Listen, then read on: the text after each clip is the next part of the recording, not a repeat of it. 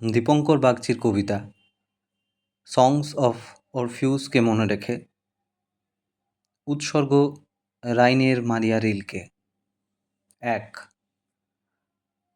আসলে জীবন এক আখ্যানের অনুভূতিমালা, অথবা যাপনকল্পে ফিরে ফিরে দেখা বারে বার। তরুণ কবির প্রতি চিঠিগুলি লিখে যান তিনি, আমার মারিয়া তিনি রাইনের রিলকে আবার। দুই, কেন যে এভাবে দিন কেটে যায় গতানুগতিক, তাহলে কি গল্প খুঁজি অস্তিত্বের গোপনে লালিত, বাস্তবের মধ্যে মিশে আছে তার নিভৃত কুহক। জানি আমি এই সখ্য ভেসে যাওয়া, হাওয়ায় তাড়িত।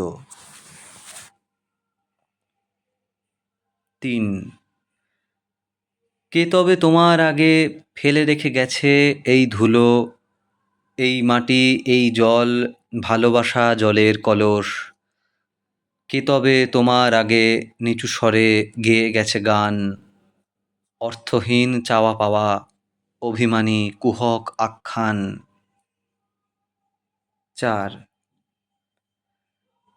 যে মেয়েটি তার কথা বলেছিল আমাকে বারবার, যে ছেলেটি দিনে রাতে ছুঁয়েছিল বুকের কপাট, আজ তবে তারা কেউ নেই এই শহরের পাড়।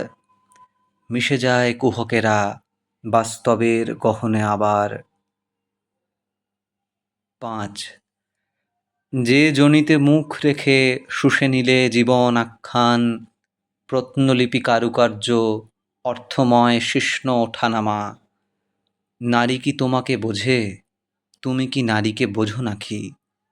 অদ্ভুত গাধার মতো কুহকের আখ্যান অবধি। ছয়,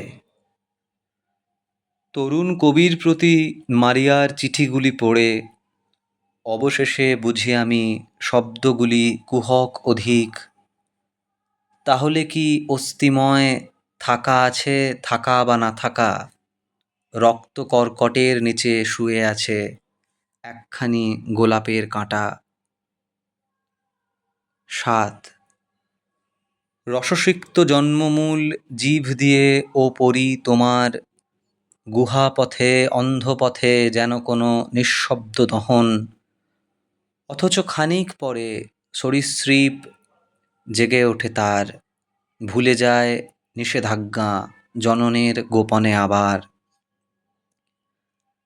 যে জীবন সরে গেছে, যে জীবনে গল্পের অভাব, আমরা সে জীবন থেকে আরও দূরে ভেসে যেতে চাই।